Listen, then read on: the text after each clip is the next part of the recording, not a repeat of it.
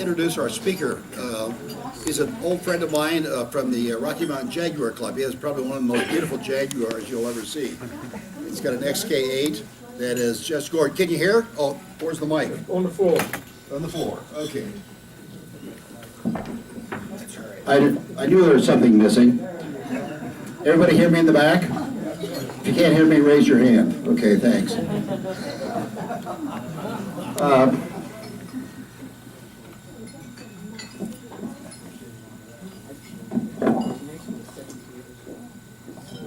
Okay, I just wanted to introduce our speaker today. Is an old friend of mine, Dwight Eisenach, and his lovely wife, Linda. They are members of the Rocky Mountain Jaguar Club and have one of the most beautiful XK8s you'll ever see.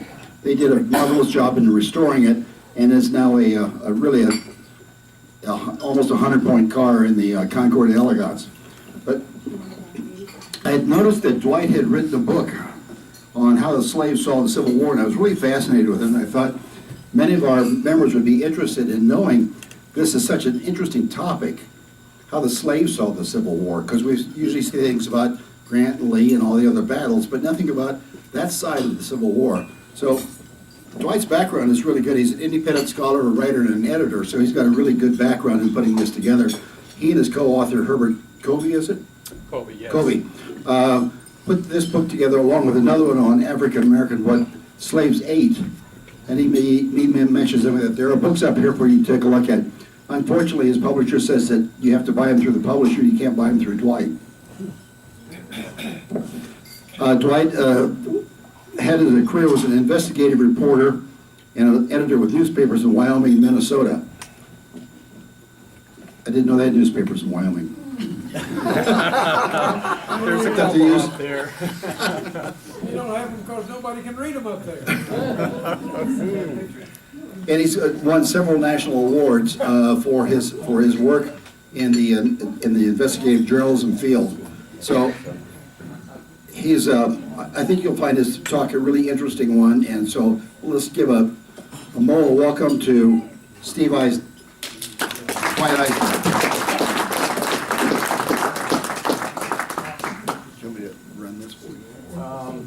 I think I can do it, but I may bring up that chair.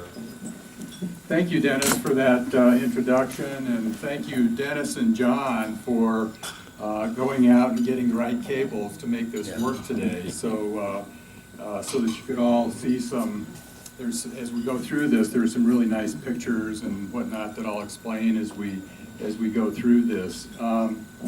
Before I get started, let me just for a second, I'll use this, but can you all hear me for just briefly? As Dennis said, I've co-written with Herb Covey a couple of books on parts of the Civil War. And, oh great, thank you, Dennis.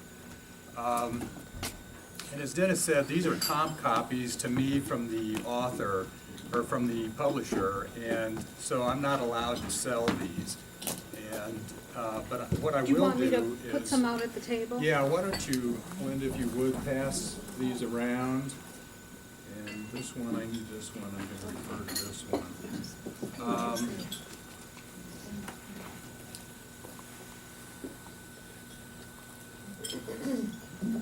Herb Covey. Linda, here's another one of the, maybe I can start this one. Just take a look at this book. Herb Covey and I have known each other for probably 20-some years. We started out as co-workers, became friends.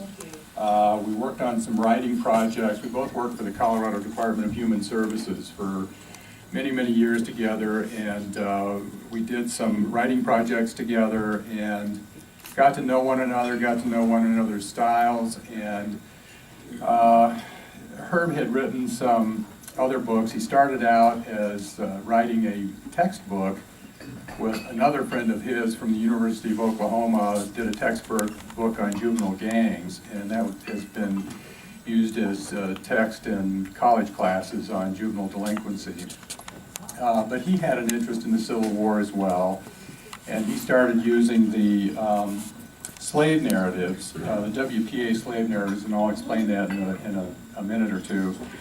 And I edited some of his books, and Herb came to me and said, you know what, I've got some ideas using narratives for some additional books, and I'd like to have you be a co-writer with me on those books. And so I agreed to. I didn't really know what I was getting myself into, but I agreed to do that. And that was back in 2006. And we started out,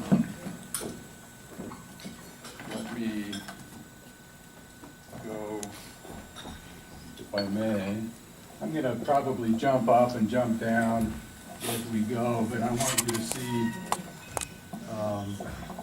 see this. Herb, I had invited Herb to come with me today to help do this presentation, but Herb and his wife are on their annual vacation right now, and they're in Southeast Asia touring China and Thailand and South Korea and other countries over there. So he's not available, so I will do my best to carry on. And so the book we're going to talk about today is How the Slaves Saw the Civil War.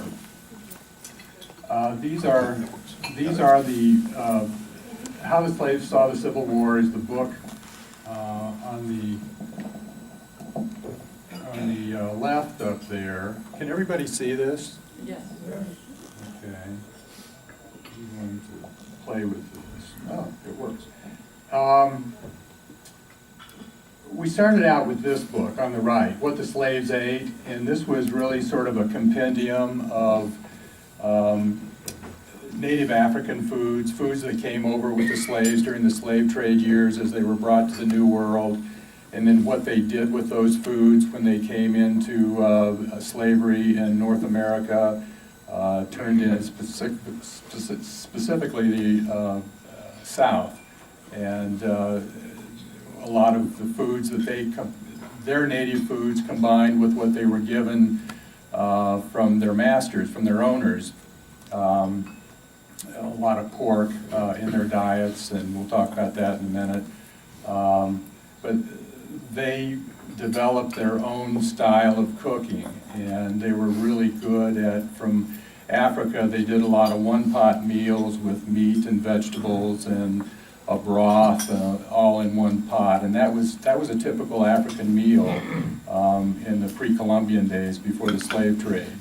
And some of that came over to this country, and we documented through the slave narratives what slaves got. They were also allowed to grow enterprise gardens outside the slave quarters, and so they developed vegetables that way. They were given rations. I'll talk about that in a minute. Anyway, this is a book that Herb and I started in 2006, and it took 3 years to finish that book and get it published. It was published in 2009. And the second book, How the Slaves Saw the Civil War, we started immediately after that in 2009, and that was just published in January of this year. So these are pretty long-term projects. A lot of research goes into them. Both of these books are based, used as a foundation, the WPA slave narratives, but there was a lot of other research that we did on top of that, and I'll talk about the slave narratives and some of the limitations of slave narratives here in just a second.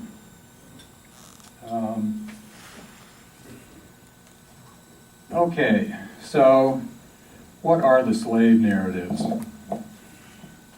The slave narratives, they're basically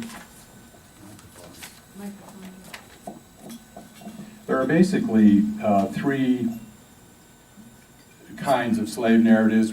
Slave narratives were sort of divided into three periods. And the first period was the antebellum period. Before the Civil War, there were escaped slaves, people like Solomon Northup, Frederick Douglass, and going back to the late 1700s, a gentleman by the name of Olaudah Aquino, who was also known as Gustavus Vassa. and he was in England. He was brought from the slave trade into England and worked for 3 different masters, and eventually his third one, a Mr. King, paid him money to work for him and allowed him to save that money and then purchase his freedom eventually. And Gustavus wrote in 1789 an autobiography about his experiences as a slave. And that was really instrumental in ending the slave trade in Great Britain, and which ended their slave trade much earlier than the United States did. Solomon Northup was a free black man who lived in upstate New York and in the 1840s with his family, and came to know some people that he thought were friends. Turned out they weren't friends, but they enticed him to going on a trip to Washington, D.C., and in those days, Washington, D.C. was a slavery was legal in Washington, D.C., and Solomon was captured and sold on the slave market, and went into 12 years of slavery and wrote a book. He was finally released in 1853 and wrote 12 Years a Slave, and which many of you have probably just recently was made into a movie that had, among other people, Brad Pitt in it. But this was Solomon's story, and Frederick Douglass wrote the narrative of the life of Frederick Douglass. Frederick Douglass was born into slavery, escaped slavery in 1845, and wrote his autobiography. So all of these antebellum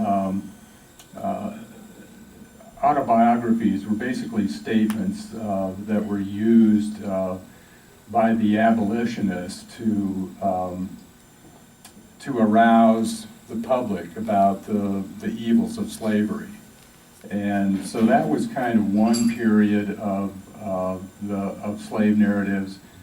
Then around the turn of the century, between the 19th and 20th century, you had writers like Booker T. Washington, who wrote a masterpiece called Up from Slavery, W.E.B. Du Bois, who was an educator, historian, and Du Bois wrote The Souls of Black Folk.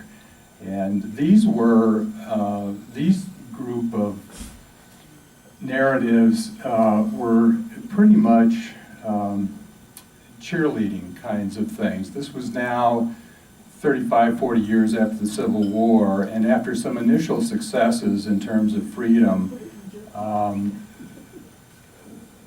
African Americans in this country were finding that this freedom thing wasn't quite as equal and they were not the equals of whites still in society in the United States. And these were narratives that were written primarily to keep African Americans from becoming too discouraged about the progress of racial equality in our country. And they were written to try to, from the viewpoint of keep your chin up, keep working hard, do the right thing, work within the system, and better days will be ahead for us.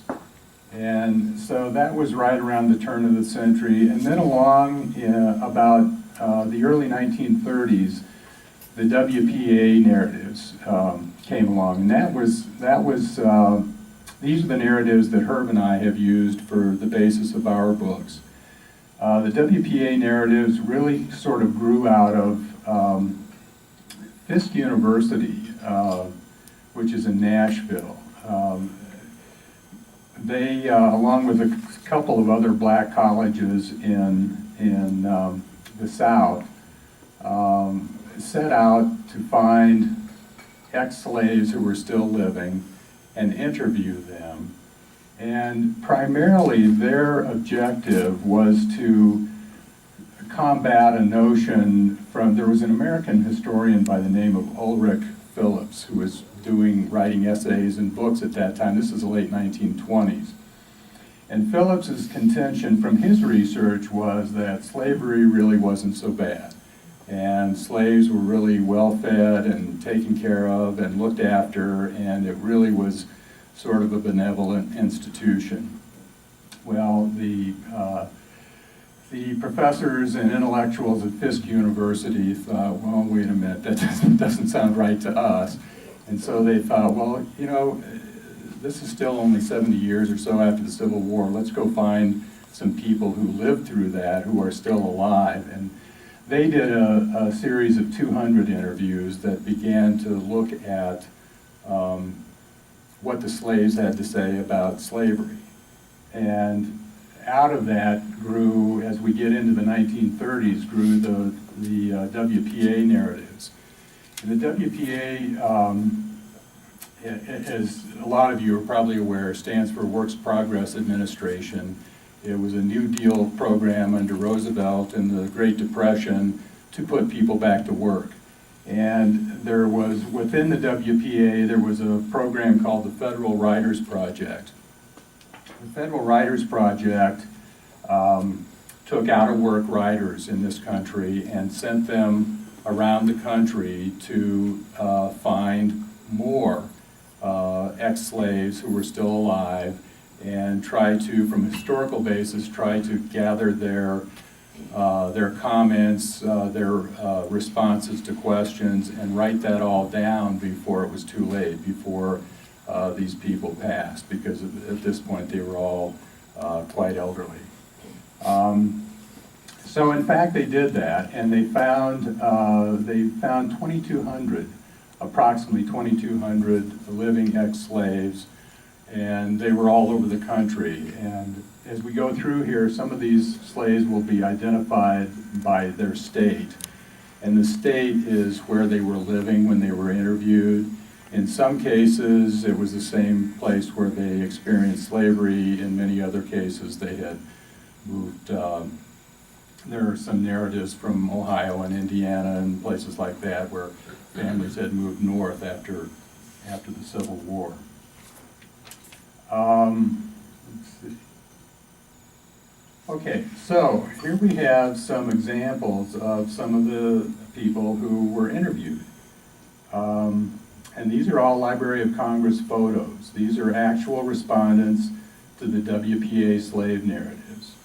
And you can see, if you can, in the back, can you see the ages of all of these folks? They were all in their, the youngest, Patsy Moses on the right there from Texas, was 74, but it goes up from there. And most of the people were in their 80s and even 90s.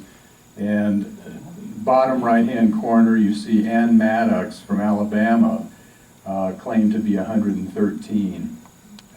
And this was just written down in the slave days. There was no slave births were not recorded, and there was no paperwork that actually said when somebody was born.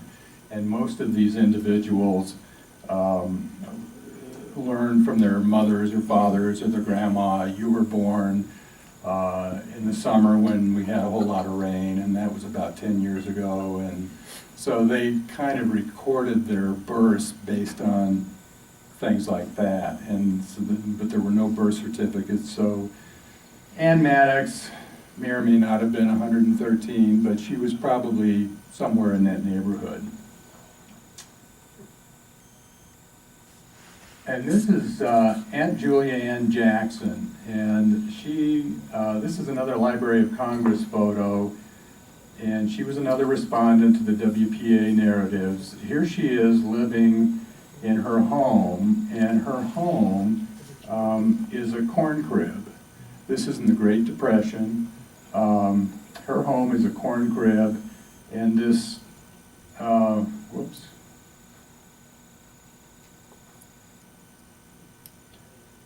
This thing here is an old tin can and barrel, and this was Julia's cook stove. She cooked on that. And so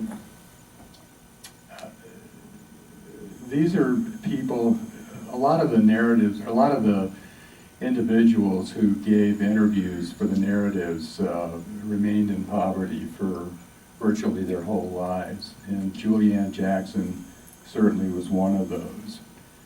Now, that brings me to the limitations of using the narratives.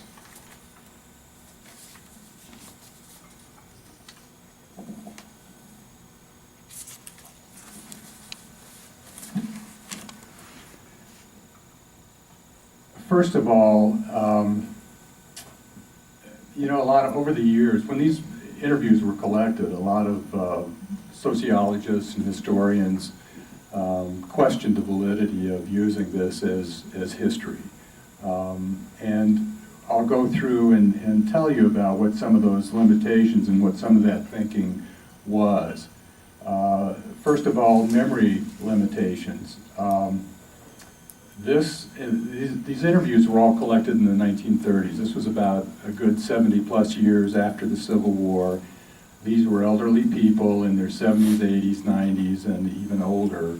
And, you know, sometimes I have a hard time remembering what I did yesterday, much less 70 years ago. And so, you know, a lot of historians thought, well, you know, I'm sure they have sort of a general idea, but maybe some specific things are not exactly right based on the passage of time. And that's true. You know, some of their memories may have been somewhat compromised by the passage of years. The next one, no set question. This is a biggie. If you have a scientific background or were a sociologist, when you interview a group of people, in order to get standardized kinds of answers that you can really rely on, you have to ask everybody the same question. Well, the government didn't do that. They sent these interviewers out around the country and just said, you know, talk to these people and ask them what life was like under slavery. And so there was no set format for them to do that and no set questions. So that's kind of a, if you're really into hard science, that's kind of a no-no. Language, there were a lot of colloquialisms that were used that some of the interviewers didn't really understand. There were also some regional language differences based on the part of the South. There's a group of African Americans who, after the Civil War, gathered in what they refer to as the Low Country of South Carolina, and they referred to these people as Gullah, and their language was Gullah. Gullah was a combination of African words and mixed in with the English language. And if you were not used to this, you know, hearing this dialect, it's an English spoken dialect, but it has a lot of African words in it. It was hard to understand. So language presented a little bit of a problem. Wasn't as big a problem as some of these other issues. The Great Depression was another issue, limitation of the narratives. These interviews were all collected during the Depression. Most of these respondents were poor people living through, the Depression affected everyone, but it particularly affected people who were in poverty to begin with. And a lot of these ex-slaves were, maybe their only income was a little bit of an old age pension from the government. Many of them didn't know where they were going to get their next meal. Sometimes they only ate 1 or 2 meals a day. And they compared that to the days of slavery, and with the passage of 70 years of time, some of them would say, well, geez, slavery wasn't so bad. I got 3 squares a day, and now I'm only getting 1 or 2. And so there's a little bit of, you know, historians would say, well, maybe the time of the Depression kind of colored their beliefs about slavery. So there's that. This was the Jim Crow South in the 1930s, and most of the WPA interviewers were white. There were a few black interviewers, but most of them were white, talking to people who were former slaves. Now this is a difference from the Fisk University narratives. Those were all black interviewers, and so a lot of historians think that the Fisk interviews were more historically perhaps accurate and more honest portrayals of slavery than the WPA narratives. But it's a small sample size. It's only 200 interviews. As a slave, in the antebellum period, you were always told by your mother and father and your grandparents, don't get into fights with white people, say whatever it takes to make them happy. You don't want to get beaten, you don't want to get your rations cut or whatever. So say what you think they want to hear.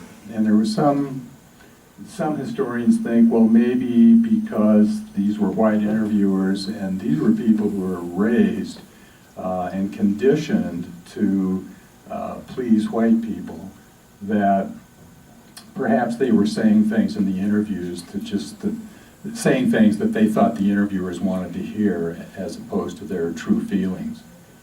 So there was a little bit of that. And then most respondents were very young in the civil, even though they were very old when they were interviewed.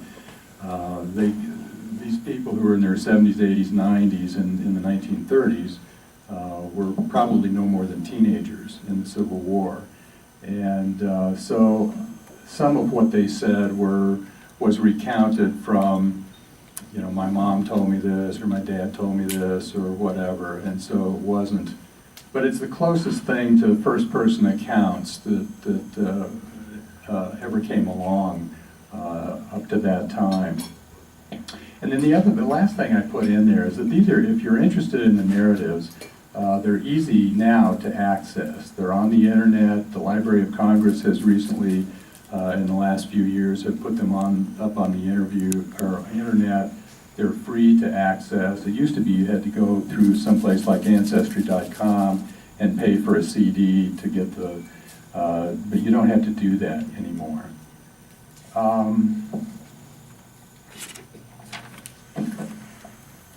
Now, here we go. A word about the living conditions for slaves. Slaves had virtually no rights or personal freedoms other than that what was granted to them by their owners. They couldn't move about the community unless they had a pass from their owners. The slaves were considered to be personal property, and they were not considered to be people, and especially after the Dred Scott decision, Supreme Court decision in 1857, which said that slaves were property and not people, and therefore when they crossed state lines or escaped somewhere as a piece of property, they had to be returned to the owners. Diet and nutrition was subject to rationing. There was a journal by the name of DeBow's Review. It was called DeBow's Review in the mid-19th century, and it was a Southern journal that was pretty much used to justify slavery. And DeBow's Review put out recommendations of the rations that slaves should be given. And a field hand, according to DeBow's Review, should be given 3.5 pounds of bacon per person per week and 1.5 pecks of cornmeal. And a peck is about 8 quarts of cornmeal. And this was supposed to last that person for an entire week. And women were given 2.5 pounds of bacon, according to DeBow's, and a lot of the plantation owners, DeBow's was a Bible to them, and they pretty much followed the recommendations in DeBow's. And 1 peck of meal for women. Indoor servants were given even less, 2 pounds of bacon and 1 peck of meal a week. And then at intervals, they might be given some milk or molasses or buttermilk in addition to that, but not on a regular basis. But a lot of them were allowed, as I said earlier, to grow what they called enterprise gardens, where they could grow vegetables right outside the slave quarters and then supplement their diet from that. Slaves by law could not learn to read or write. As slavery unfolded in the 18th century, most of the state legislatures in the South adopted slave codes, and about how slaves were to be treated, and one of the cornerstones of that was that there was no reading or writing, and it was against the law to teach a slave to read or write. And if you were a white person or anyone else caught teaching reading or writing to a slave, you could be, that was a felony, and you could be handled pretty severely by the law. Because after all, an educated slave to plantation owners was a dangerous slave. Treatment varied by owners and within regions, but for the most part, most history shows that it was pretty harsh and punitive, and there was a lot of, if you stepped out of line, there was a lot of punishment associated with that. And one of the worst things for slaves was the disruption of families that was caused by selling slaves, auctions and exchanges. A lot of families were broken up this way, and going back to Africa, one of the key socially important things for slaves was their family, and that's the one thing that even in slavery they tried to hold on to. And to disrupt them, to tear apart husbands and wives, or tear the children apart from the family and sell the children off into slavery to a different owner, was a terrible thing. And news and information was restricted. Plantation owners did not want slaves to know, especially as the war started, and news of the war and the progress of the war, they didn't want slaves to understand what was happening with the war. Go to next. Okay, this is a picture of sweet potato planting at Edisto Island in South Carolina, and this picture was taken by Civil War photographer Henry P. Moore, and it was taken in April of 1862 on the James Hopkinson plantation. And I don't know if you can see it, but this object here is what they call the fanner basket. And a fanner basket probably goes back to Africa.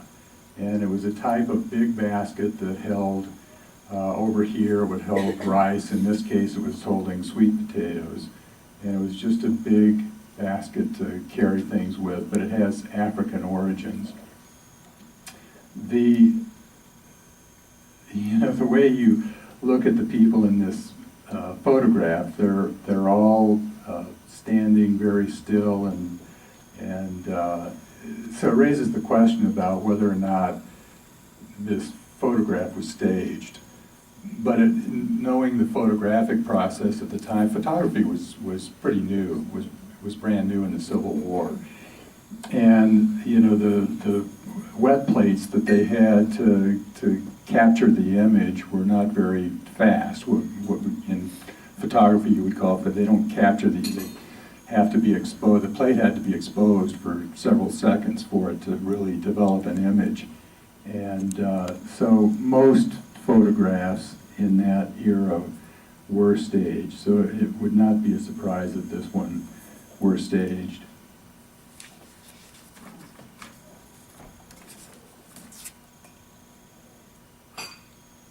Okay, ex-slave accounts of battles. Slaves, as the years wore on in the Civil War, were exposed to the same horrors as anyone else to war. This is a quotation from James Lucas of Mississippi, who was living in Mississippi at the time that he was interviewed. "It sure was terrible times. These old eyes of mine seen more people crippled and dead. I've even seen them sewn off legs with hacksaws." And so slaves got virtually into all of the battlefields sooner or later, experienced some of the same things that white people did, and witnessed some of the same things. This individual here, an interesting character, his name was Nick Biddle. He was 65 years old at the time of the Civil War. He was an aide to Captain James Wren and he had enlisted in the 48th Pennsylvania Volunteers in Company B. And he was forever immortalized as being the first casualty of the Civil War. And this happened in April of 1861. It was just less than a week after Fort Sumter. And the 48th Pennsylvania Volunteers were in Baltimore, and they were on their way. They were moving through Baltimore toward Washington, D.C., and they had been assigned to go to Washington, D.C.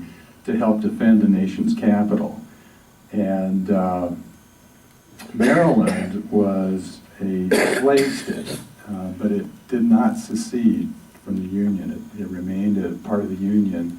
But there were a lot of pro-Southern sympathizers and pro-Confederate people living in Maryland. And as the 48th Pennsylvania moved through Baltimore, they were stoned and bricks thrown at them, and a big rock hit Nick in the head, and very bloody. It was a serious head wound.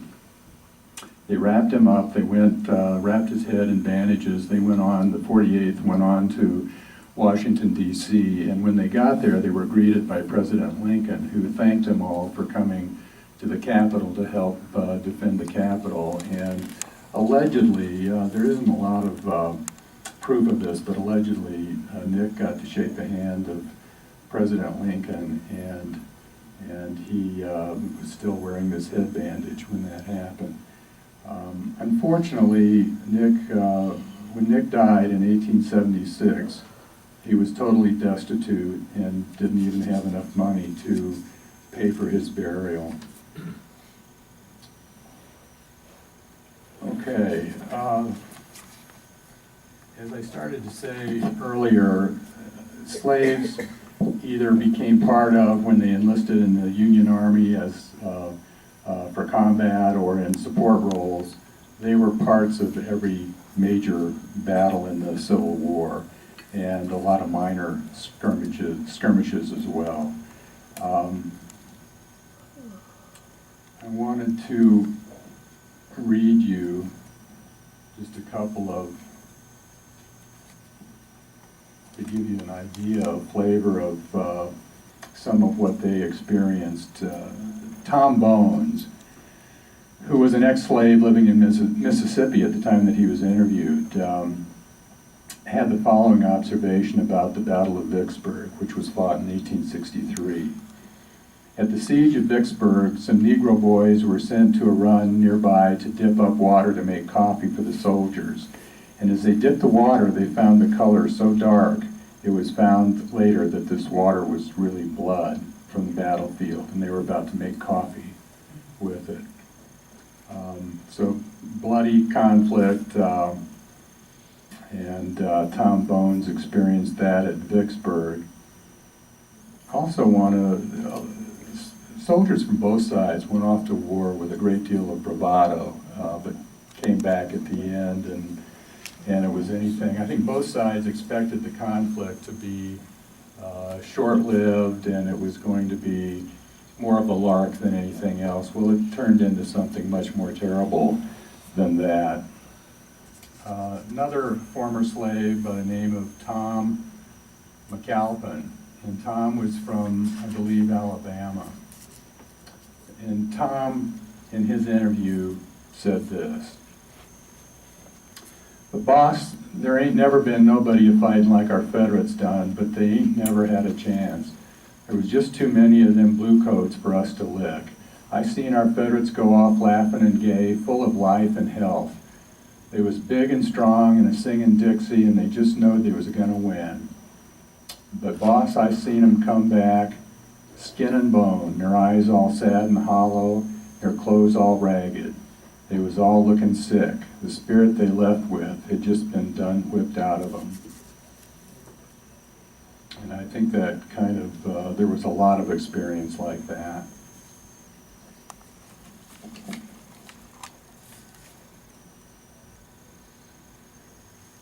Okay, this is, we read a chapter in the book called Taking Sides, and there was really nothing inevitable about slave loyalty initially to either side. You know, you might think this is somewhat counterintuitive, that why wouldn't slaves be in favor of the North? But there were a lot of, throughout the South on certain plantations, there were a lot of slaves that had very strong personal ties and connections to their owners, and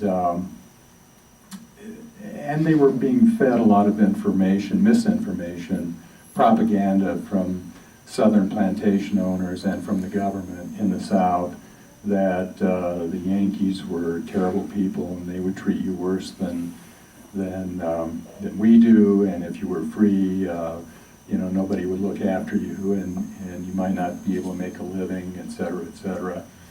This is a picture of, it's called, this is another Library of Congress photo. It's called Fugitives Fording the Rappahannock River in Northern Virginia and trying to escape Stonewall Jackson's army. And this was a photo from 1862. And it's not terribly clear, and part of the reason for that is this is half of what they called a stereo card in those days.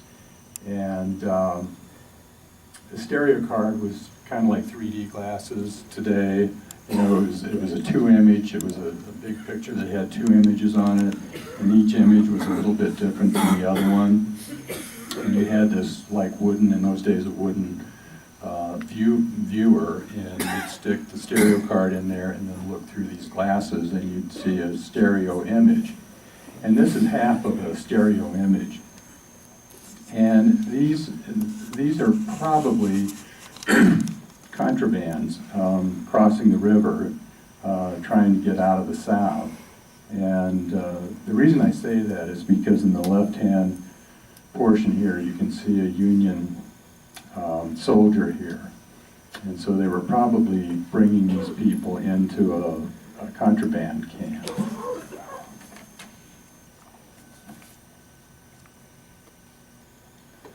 So, what are contrabands?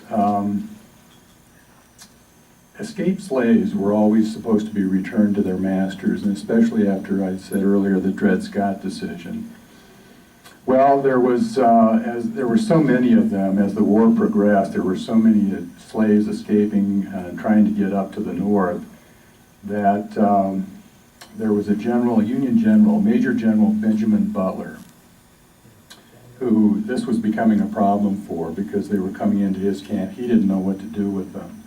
And he coined the word contraband. And for the first time, rather than refer to them as escaped slaves, he called them contrabands, meaning they were essentially prisoners of war. And as such, he took it upon himself, upon his own authority, to say, we're not going to return these people to their owners. And once that word got out, it became there even more and more contrabands or escaped slaves moved into the north, and by the end of the war, there were about 100 different contraband camps spread throughout the South and some in the north, and over 500,000 slaves had come into this designation. This is called the morning muster of the contraband at Fort Monroe. And this was a wood engraving that was published in Frank Leslie's illustrated newspaper in 1861. And it's the contrabands coming into reporting in the morning and probably being put to work building the fortifications of Fort Monroe. Fort Monroe is in Virginia. It's at Hampton, Virginia, what is now Hampton, Virginia. It's on the southern tip of the Virginia Peninsula. And the interesting thing about Fort Monroe was that it was never, it was in Confederate territory, but throughout the entire war, the Union, it never fell from Union hands. And so this was a very important place, outpost for the Union in the war. And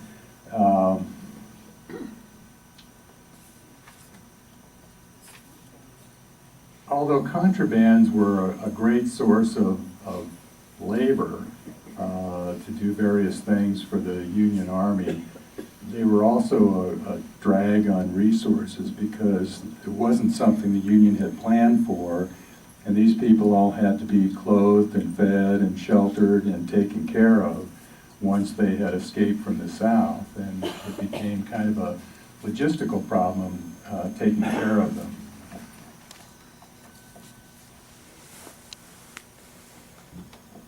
Okay, so African Americans in the Union military, President Lincoln was initially reluctant. He was reticent to use blacks in combat roles because he felt politically there were a handful of what he called border states. These were states that had decided to stay with the Union. They didn't secede, but they were slave states. And he was afraid that if he armed black soldiers, made soldiers out of black men, that he was just afraid that that might tip some of these border states into going to the South, and he was a little afraid of doing that. But by 1862, Congress had passed what they called the Militia Act, which authorized him to enlist black people and put them into combat roles. So at the height of the war, there were 180,000. This is when the U.S. colored troops, which was a separate unit of fighting men that were all black soldiers, and except that every one of these units had a white officer who headed them, but they were otherwise the troops were all black, and that's about 175 regiments by the end of the war. About 18,000 were in the Navy. 37,000, a little over 37,000 died in combat. Black soldiers died in combat in the Civil War, and this black soldiers made up about 10%. By the end of the war, made up about 10% of the Union Army. And a barometer of their bravery,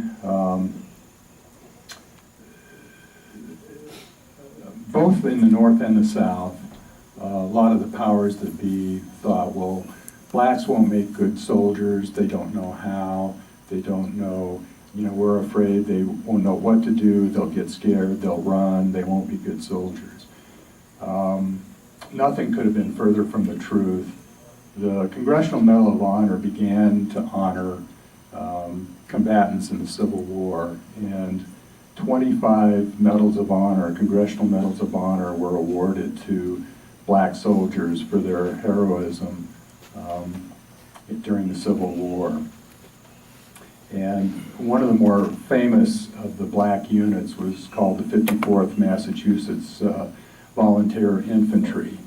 And the 54th Massachusetts was immortalized in the movie back in the 1980s, Glory. I don't know if any of you saw that. I think that was one of Denzel Washington's first movies, and Matthew Broderick was the white officer that commanded the 54th Massachusetts, and the 54th Massachusetts was part of an overall Union assault force of 5,000 men who assaulted Fort Wagner, which is in Charleston Harbor, South Carolina, in 1862. Or 1860, July of 1863. And the 54th Massachusetts had 600 men in it, and 272 were either killed, wounded, or missing in action after that battle.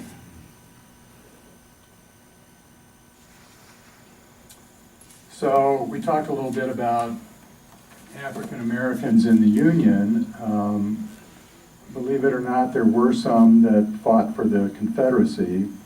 Not so much fought for, but served in various capacities. In the Confederacy, blacks were mostly used as cooks, laborers, drivers, and body servants. A body servant was a slave that accompanied his master to war. When the master got called up to war, they'd go to the battlefield and take their most trusted slave with them. This is a picture on this page of a gentleman by the name of Marlborough Jones, who was part of the 7th Georgia Cavalry, and he was a manservant to Captain Randall F. Jones, and Randall Jones was his master. They were master slave. They were also good friends. When Jones, Captain Jones went off to war, he took Marlborough with him to become his manservant. A manservant was somebody who just took care of your every need during war, and it was like having a personal aide in the battlefield. And the ultimate duty of these manservants was that if your master was killed in war, your final duty was to bring his body back home for proper burial. And that happened in this case. Captain Jones was mortally wounded in the Battle of Trevilian Station in 1864, and he died a couple of days later. And Marlborough brought his body back to Savannah to be buried back there. You can see, I don't know if you can see this, but there's a crack right across. Again, this is the wet photographic wet plate process of photography. And when you were out in the battlefield and you were a photographer and you were taking pictures, you take these wet plates and stuff them in your knapsack until you got someplace where you could take care of them and develop them. Well, this one got cracked somewhere along the way, and so forever there is this crack across the picture, which destroys the picture a little bit. But nevertheless, I put this in here because there are very few examples of black people actually in Confederate uniforms. As I said, they were mostly used for more menial tasks, and it wasn't until very, very late in the war that they were authorized to be combatants, to be armed soldiers. And that was a debate that raged within the Confederate government almost from the outbreak of the war. You know, should we arm slaves and put them in uniform and have them shoot at the enemy? The great fear, of course, was that they would turn the guns on the Confederates and shoot at them, and that's why they never did until very late in the conflict. There is kind of an example of this debate. In January of 1865, and remember the war ended in April of 1865. In January of 1865, Robert E. Lee wrote a letter to a Confederate senator by the name of Andrew Hunter, and he strongly recommended black enlistments. And by this time, Jefferson Davis was on board, and he wanted to arm the slaves and get them into combat and increase the manpower in the Confederate Army. In response to Robert E. Lee's letter, there was another Confederate general by the name of Howell Cobb, who was also a Georgia plantation owner. And Cobb called Lee's proposal, and this is in quotes in his letter. He wrote a letter to James Seddon, who was the Confederate Secretary of War at that time. He called Lee's proposal the most pernicious idea suggested since the war began. And he also went on to write, if slaves will make good soldiers, our whole theory of slavery is wrong. Which was, I thought, actually pretty prophetic, that he was recognizing that if slaves made good soldiers, that slavery is wrong.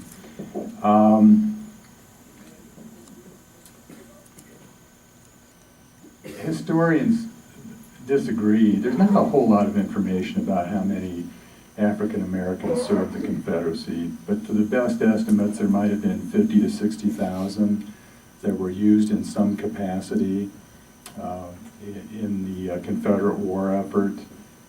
There were, and that might seem like a lot, given that they were fighting for a cause that was to perpetuate slavery.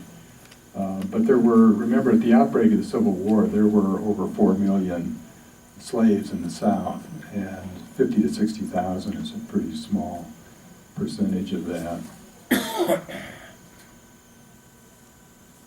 Okay. The day the Yankees came. When the Yankees started to overrun the South, there was really kind of, the slaves there was a mixed reaction, as I kind of alluded to earlier, among slaves about whether this was a good thing or a bad thing. Most viewed the Union soldiers as liberators, but some had believed the propaganda of their owners. The Yankees are devils and they're going to treat you worse than we treat you. You won't be able to make a living. At least we give you 3 meals a day and that kind of thing. So there was kind of a little bit of a mixed reaction. This is a Thomas Nast. Thomas Nast was a famous illustrator in the mid-19th century. He did a lot of work in the Civil War.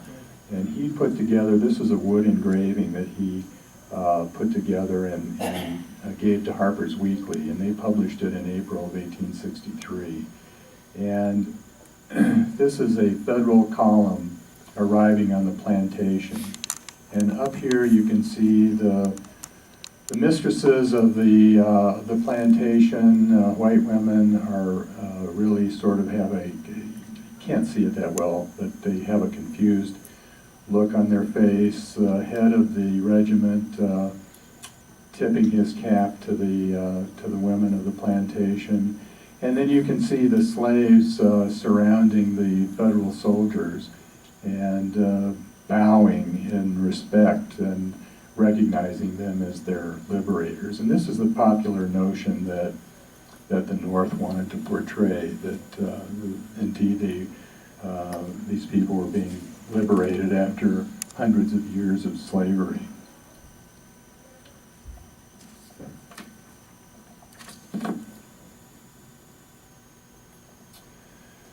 So a little deeper into slave reactions to the Yankees. Most, I would say the overwhelming majority, viewed the Yankees as liberators and heroes, although there were pockets here and there that did not. But the Southerners, as a control mechanism, often described to their slaves the Yankees were horrible people and that they would steal from them, they would hurt them. So there were these pockets of resistance to having the Yankees take over the South. A lot of both whites and slaves would take food and other valuables and run out in the woods and dig holes and hide all the valuables and hide the food, because both sides, both the Confederates, as they started to run in the late stages of the war, taking a little bit too long here. Anyway, nobody knew what was going to happen, and so they hid the valuables. How the slaves saw the major figures of the war. Many of them saw Lincoln as a man of the people, as a liberator. A lot of slaves said in their interviews, I was with Lincoln, or I saw Lincoln, or I met Lincoln, which kind of led to this sort of mythical, bigger-than-life characterization of Abraham Lincoln. Some in the North may have been in places where Lincoln was. In the South, slaves probably. Lincoln never traveled in the South until the end of the Civil War, and he did go to Richmond and toured Richmond after it fell late in the war. Jefferson Davis was often viewed as a benevolent caretaker or an obstinate fool. I could go into that, but I think I need to move along here. A lot of the slaves in their interviews claimed that they had personal visits with generals. Some did, probably, especially in Sherman's March to the Sea, as groups of slaves would gather behind Sherman's army and follow him on his march to the sea. They probably did come into contact with him and other Union generals. Freedom and what came after. Emancipation was a slow and gradual process. It didn't just happen overnight. It started to happen with the Emancipation Proclamation in 1863, but there were still 2 more years of the war after that. And even when the war ended, there was no magical moment when freedom came. For the most part, owners were the ones to announce to their slaves that they were now free, but they were some owners were reluctant to do that. And there was a big unknown. There was a brave new world there that slaves didn't know what was going to happen, and so some were afraid of freedom.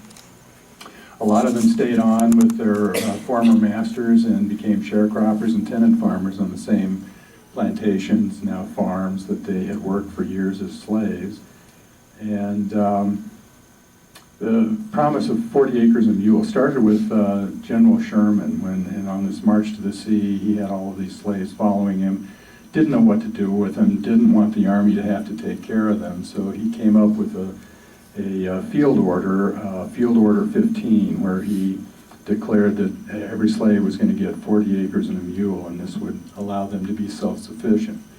And that went on, and slaves really thought that that was a good idea. It was a way for them to make a living, and it was also a way to kind of get back at their former owners, because the plantation started to be broken up into these little acreage tracts for slaves and then given away to them. That lasted for about a year, and President Johnson, after Lincoln was assassinated, President Johnson, about a year later, rescinded that order and ordered that all of that land be given back to the white owners, and this obviously drove the slaves, made them become very cynical, and it became, 40 acres and a mule became kind of a catchphrase for the failures of Reconstruction.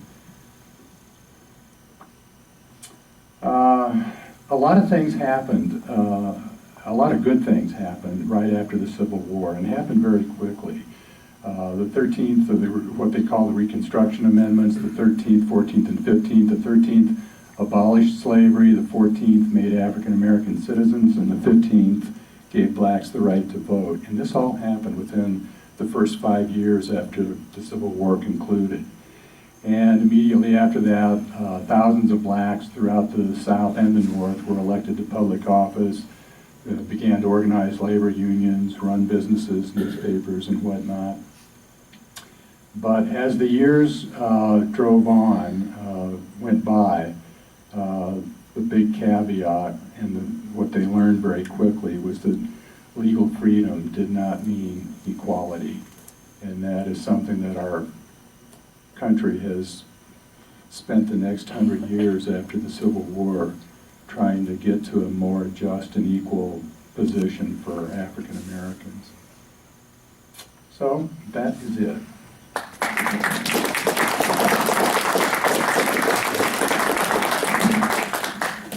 Now, I don't know if I took up too much time. Does anybody have any questions, or do we not have any time? Any questions for Dwight?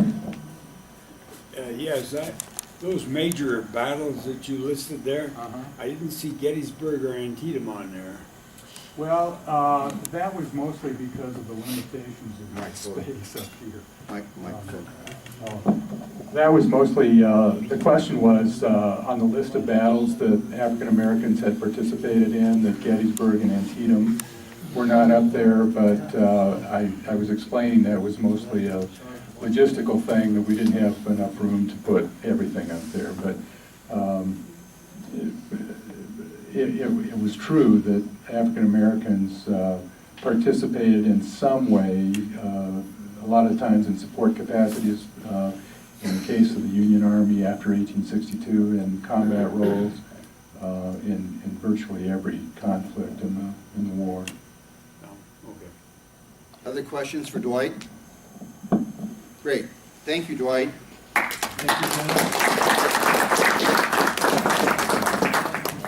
Dwight, I'd like to present to you the Mile High Military Officers Challenge Coin as a thank you for this.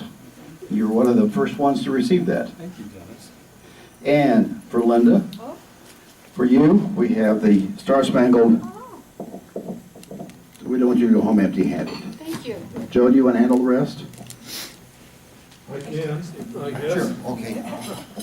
Just quickly, Dennis had asked me if since I can't sell this book here, or either one of the books, if any of you are interested in getting a copy, you can come up here, and I'll just leave these up here. These are places where you can get them. I put specific web addresses, but you can get them from the publisher, you can get them from Google Books, Amazon, Barnes and Noble.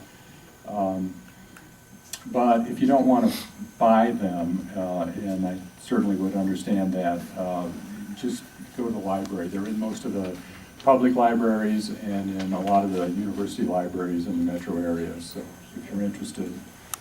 And so the titles are up here. If you want to take one of these sheets, feel free. So thanks again, Dwight, appreciate that. Thank you, John. Great presentation. I'd like to thank John Kuntz also for videotaping this. John will have this available on our Facebook and potentially on our website. Thank you, John. Thank you. You're welcome. You don't need to videotape me, you can